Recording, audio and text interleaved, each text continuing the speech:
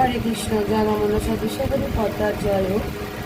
একটা কথা বলবো। কথাটা হচ্ছে যে তোমার অনেকে জিজ্ঞাসা করছে, মা শ্রাবণ মাসের প্রথম সোমবার কি আজকে?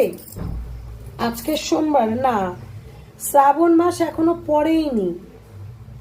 শ্রাবণ মাসের আজকে 28, 9, 29 তারিখ। কিন্তু যেহেতু গুরু পূর্ণিমা চলে গেছে, অনেকে মনে করছে শ্রাবণ মাস পড়ে গেছে।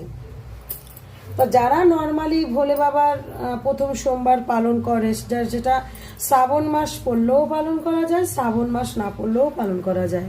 কিন্তু শ্রাবণ মাসটা যেহেতু ভোলে বাবার মাস, তো তাই আজকে যে এই যে সোমবারটা, এটা শ্রাবণ মাসের প্রথম সোমবার নয়।